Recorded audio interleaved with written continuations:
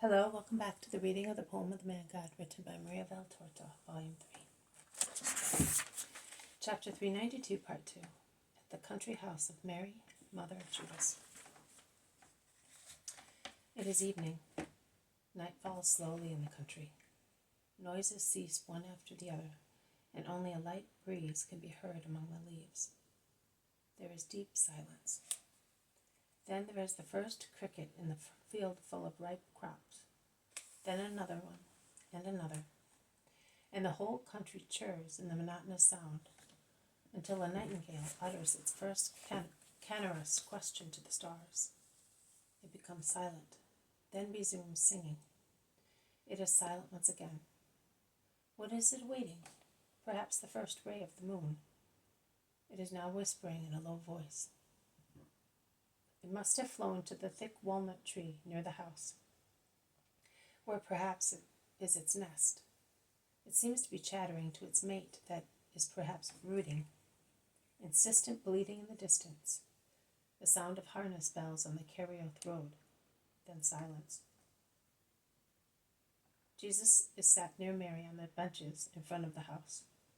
He is resting peacefully among his disciples and the servants of the house. The atmosphere is pleasant and peaceful, relieving both bodies and spirits. Jesus is not talkative. He speaks now and again. He lets the apostles speak of Engedi, of the old head of the synagogue, of the miracle. Mary and the servants are listening diligently. Something moves near the apple trees, but whilst here, in the open space before the house, one can see faintly, because it is a clear, starry evening. There is no light under the thick trees, and one can hear only the noise of something moving. A night animal? A lost sheep? asks several of the apostles, and the mention of a sheep reminds many of the sheep lamenting because they had taken her lamb to kill it. That poor sheep cannot resign herself, says the farmer. I am afraid her udders will harden. She has not eaten anything all day, and she does nothing but bleat. Listen to her. She'll get over it. They lambs so that we can eat their lambs, says the servant philosophically. But they are not all alike. This one is not so stupid and suffers more. Listen. Doesn't it sound like weeping? Don't say that I am silly, master. It affects me like the weeping of a woman for her lost child. Instead, mother, you have found your child, says Judas of Kerioth, appearing behind them with Simon, and making everybody start with surprise. Master, bless our return as you blessed our departure. Yes, Judas, and Jesus embraces them both. And you too, mother. Mary also kisses and embraces her son. We were not expecting to find you here, master. We walked untiringly, taking shortcuts most of the time, to avoid being held back. But we met some disciples, and we informed Joanna and Eliza that we shall soon be calling on them, explains Simon. Yes, and Simon walked as fast as a young man. Master, we gave the message. Lazarus is very ill, and the heat increases his suffering. He implores you to go to him soon. Master, with the exception of the Antonia, where I went to please Egla, who wanted to thank Claudia before leaving for Jericho, I did not go anywhere else. Is that right, Simon? Yes, that is true.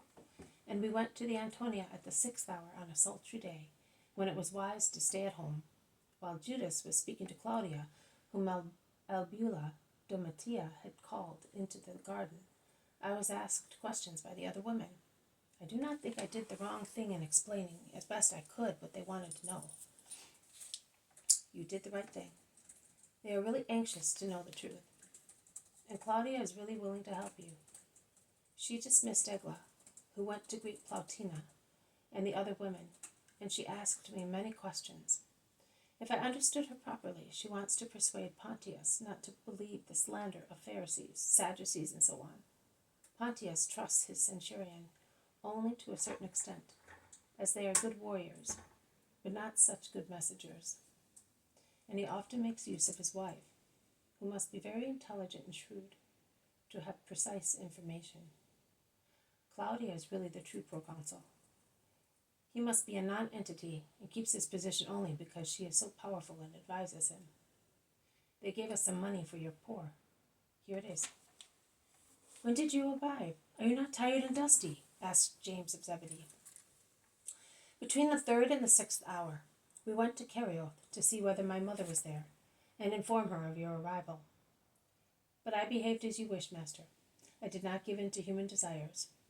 Is that true, Simon? Yes, it is true. Very well. Be always obedient, and you will be saved. Yes, master.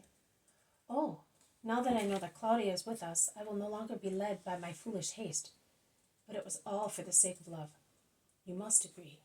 Disorderly love, because it felt as if it were not protected, as if it had no help to reach its purpose, which is to have you loved, respected as you deserve, and as it must be. Now I am calmer. I am no longer afraid, and it is pleasant also to wait, says Judas, daydreaming. Do not give free course to dreams, Judas. Follow the truth. I am the light of the world, and light will always be disliked by darkness, warns Jesus. The moon has risen. In its white light, the country shines. Faces look pale. Houses and trees are like silver. The eastern side of the walnut tree is fully lit.